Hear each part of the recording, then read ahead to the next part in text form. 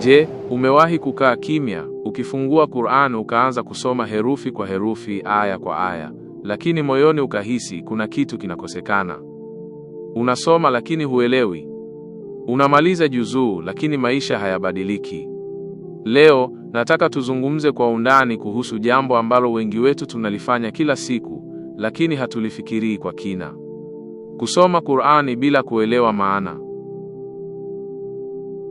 Waislamu wengi duniani wanapenda Qur'an. Wanaiheshimu, wanaipenda, wanaihifadhi hata kichwani. Lakini ukweli mchungu ni huu. Wengi wetu tunasoma Qur'an kama ibada ya midomo, sio ibada ya moyo. Tunapita juu ya aya zinazozungumza nasi, lakini hatuzisikii. Tunamaliza sura lakini hatujui Allah amesema nini. Ni kama mtu anasoma barua kutoka kwa mtu anayempenda sana, lakini hajui imeandikwa nini ndani yake. Subhanallah. Qur'an si kitabu cha kawaida. Si hadithi, si riwaya, si mashairi. Ni maneno ya Allah, mwongozo wa maisha, nuru ya moyo, dawa ya nafsi. Lakini swali ni hili: inawezaje kuwa mwongozo ikiwa huelewi yaliyomo? Inawezaje kuwa nuru ikiwa huijui inasema nini? Bado ni ibada, bado unapata thawabu, lakini ni mwanzo tu, sio mwisho. Hatari inaanza pale ambapo unasoma lakini hubadiliki. Unasikia aya lakini haikuathiri. Unakariri lakini hutekelezi.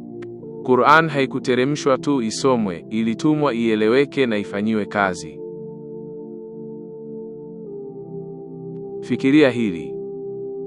Unapokea ujumbe muhimu sana kwenye simu yako, labda kazi au familia. Halafu wewe unausoma kwa lugha usiyoelewa. Je, utaacha hivyo? Hapana. Utatafuta tafsiri. Utauliza mtu. Utajitahidi kuelewa. Lakini Qur'ani ambayo ni ujumbe kutoka kwa Muumba wako, mara nyingi tunaacha tu bila kuelewa. Sababu ni nyingi. Tunajiona hatuwezi. Tunaogopa Kiarabu, hatuna muda, hatuna mwongozo sahihi. Lakini ukweli ni huu. Sio lazima uwe mwanachuoni ili kuelewa Qur'an.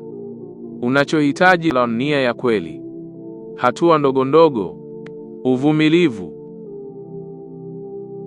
Ukianza kuelewa Qur'an, kuna mambo yatabadilika haraka sana. Swala yako itakuwa na khushu, dua zako zitakuwa na nguvu, maisha yako zitakuwa na nguvu. Maisha yako yatapata mwelekeo. Aya zitakuwa zinakujibu, zinakuongoza, zinakufariji. Utahisi kama Allah anazungumza na wewe moja kwa moja. Swali muhimu ni, nitaanzaje kuelewa Qur'an? Hapa kuna njia rahisi. Anza na tafsiri ya lugha yako. Soma aya chache kila siku. Sikiliza tafsiri kwa sauti. Andika maneno mapya. Tafakari, sio kukimbiza kumaliza. Hata aya moja kwa siku inaweza kubadilisha maisha yako. Usisome tu. Simama, fikiria, jiulize, aya hii inanifundisha nini? Inanizuia nini? Inanitaka nifanye nini? Hapo ndipo Qur'ani inaanza kuishi ndani yako. Qur'an haishuki kwenye macho, inashuka kwenye moyo. Lakini moyo haupokei ikiwa haujaelewa. Unaposoma na kuelewa, moyo wako unafunguka. Na hapo ndipo unapata utamu wa Qur'an. Usibaki kwenye kiwango kile kile. Usiwe mtu wa kusoma tu bila kuelewa. Chukua hatua, hata ndogo lakini ya kweli. Qur'an ni zawadi kutoka kwa Allah. Usiiache ifungwe kwenye rafu, wala ibaki kwenye midomo yako tu. Iingize kwenye moyo wako. Ielewe, iishi, itekeleze. Na siku moja utagundua kuwa Qur'an haikuwa tu kitabu unachosoma, bali ilikuwa maisha unayoishi. Kama umefaidika na ujumbe huu, subscribe, like na share ili watu wengi zaidi wapate kukumbushwa. Naandika kwenye comment, nitaanza kuelewa Qur'an leo.